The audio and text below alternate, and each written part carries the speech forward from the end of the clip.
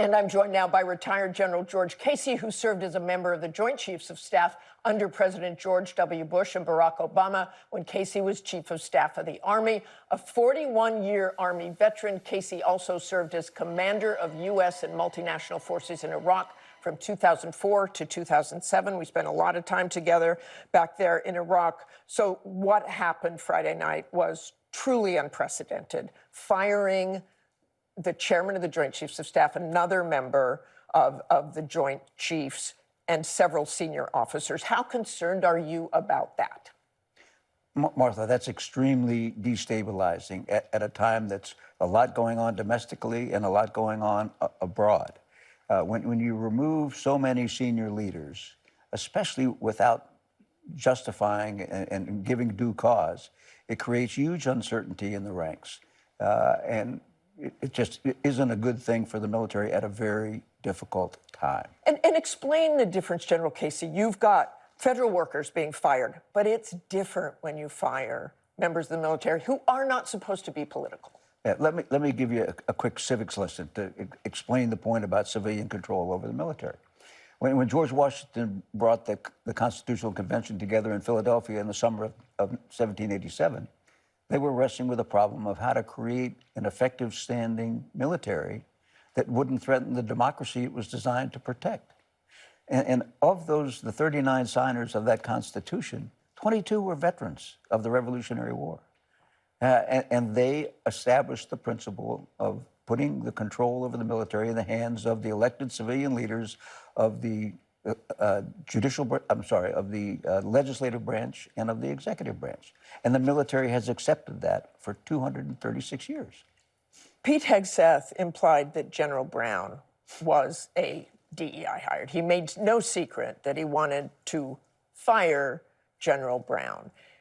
And at the heart of that seems to be DEI. And General Brown, as you just saw, had made those videos about his own experiences with racism after the George Floyd murder.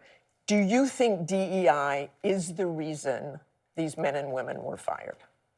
I can only go with what the administration has said, and that seems to be the prominent reason that has been put forward.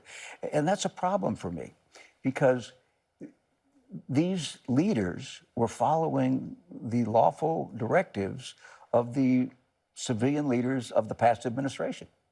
And now we're going to put leaders in jeopardy and punish them for following lawful orders from another administration. I mean, give me a break.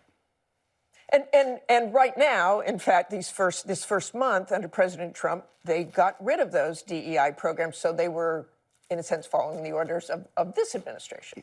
The administration has complete control over the directives and policies that the department follows. So they could change the policies. They don't need to change the people. Let me read you something from one of the men who was fired, General James Slife, who is the vice chief of the Air Force. He said the president and secretary of defense deserve to have generals they trust, and the force deserves to have generals who have credibility with our elected appointed officials. While I'm disappointed to leave under these circumstances, I wouldn't want the outcome to be any different. So why shouldn't the president be able to choose the people he wants? He should. In fact, I may disagree with the timing and everything of these removals, but it is significantly within the president's prerogative. That's his prerogative. He is the commander-in-chief of the armed forces, and we follow the directives of our civilian leaders. But you're saying shouldn't have done it that way, or there should be cause, or the people, or he does not understand. It should be better explained. And again, I honestly don't think it was necessary, because if they want to change the direction, they can change the policies and not the people.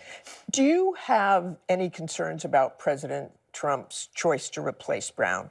I want to read something from former Chief of Staff, or former Joint Chiefs Chairman General Marty Dempsey, who wrote last November that if these generals were fired, it would call into question the credentials and qualifications of the new officers appointed to take their place.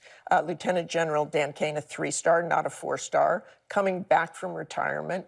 Do you have concerns that he may be too political?